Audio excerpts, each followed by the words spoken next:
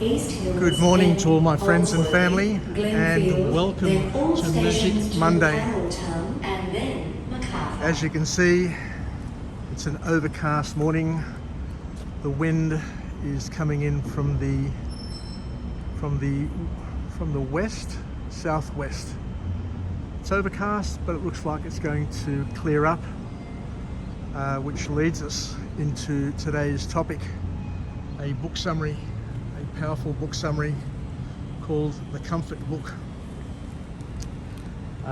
which talks about depression and dealing with depression.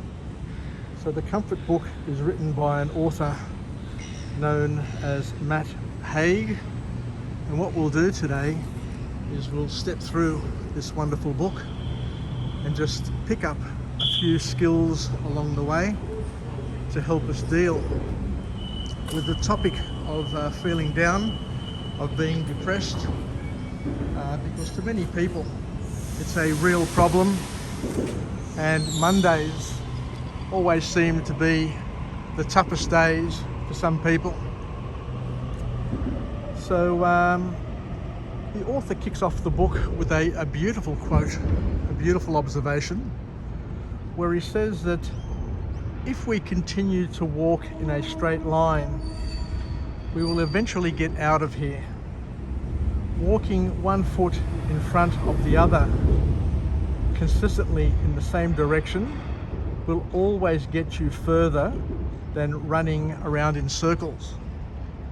Whilst it sounds pretty simple, it is a very profound statement, because a lot of people, when trying to solve their problems,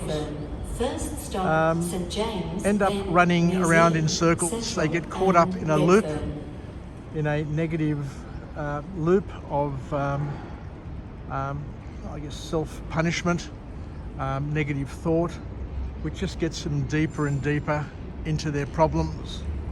But the author here is saying that just like we have cloud and overcast conditions across Sydney on this spring morning, eventually this cloud will pass, it will get blown away, it will get burnt off by the sun, and a clear day will ensue. It's guaranteed.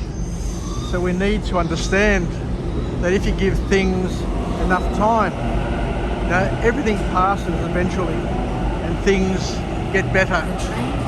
So it's important not to focus on the negative, not to focus on the cloud, not to focus on the greyness, because if you do, according to this author, it will just steer you and bring you down further. So as we mentioned, this book is about depression, about dealing with depression, and the author makes a very valid point, something that I'd never thought about before, but he said that depression comes in many different forms.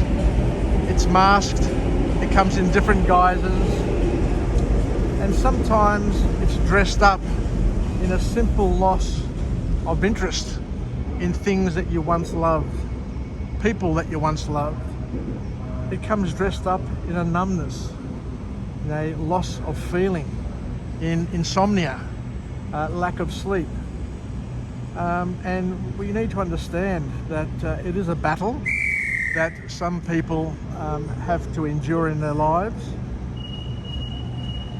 But it's a loss of clarity in some ways of the things that make us happy. But the author is very, very quick to say and to remind us that there is a way out. There is definitely a way out of a depressive state. But there's a few points, there are a few key points that the author makes, and what we'll do is we'll walk and step through them. But it's important to understand that whenever people feel down, whenever people feel blue, depressed, unhappy, sad, there's always a way out. So the first point that the author makes, the first formal point to come out of this book, is where he says that depression can lead to faulty thinking, a faulty thinking mechanism in our brains, and also to understand that causality of depression is hard to assess. Sometimes your depression creates faulty thinking, and in other cases, faulty thinking creates depression.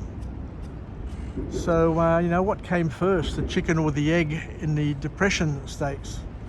Sometimes people have inherited thought patterns, have inherited ways of seeing the world, have received bad coaching on how to see problems or how to see challenges in their life, and the way they see things lead to chemical imbalances, because we have the fight or flight response, which occurs and is there for a reason. But if it's brought into action under the wrong circumstances, then it can cause you to freeze. It can cause you to, get upset, get worried, get hurt, when you don't really need to get hurt. So the author says that it's important to realise that not all of our thoughts can be trusted.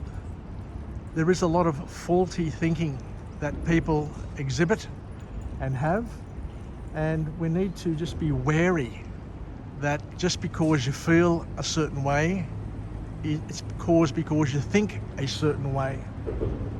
But we don't need to accept those thoughts. We don't need to accept all of our thoughts.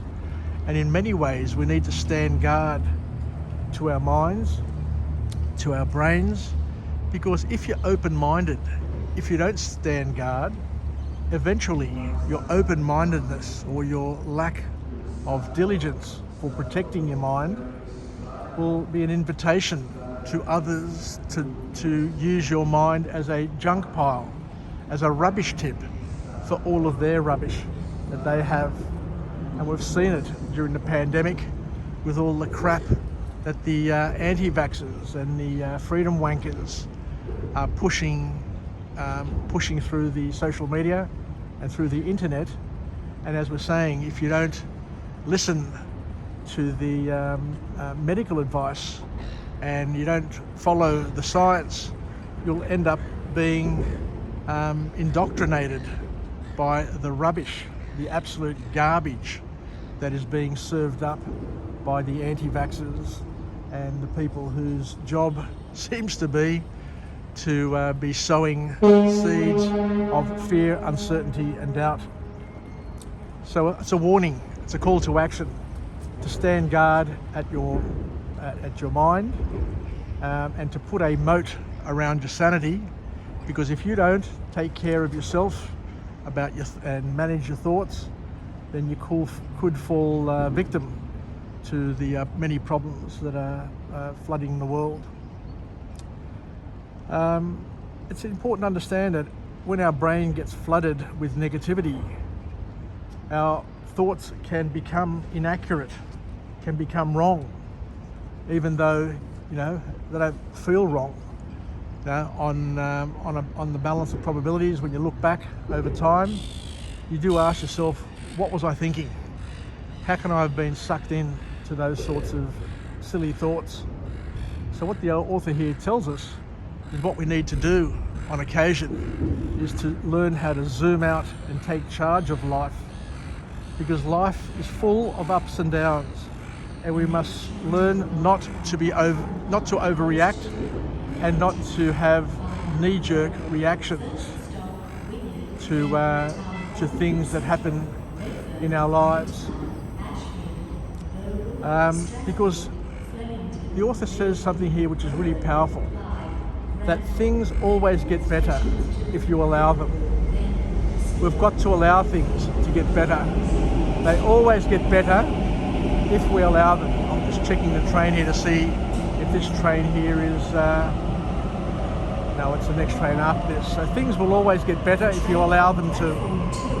But we need to focus on the positive and not the negative, and to understand that our thoughts can cause our condition, can cause us to feel down and potentially feel depressed. So the second formal point to come out of this book from this author. Hey, go in there. All good? Take care. Billy? Cheers, mate. We need to get inspired and learn about other people's stories.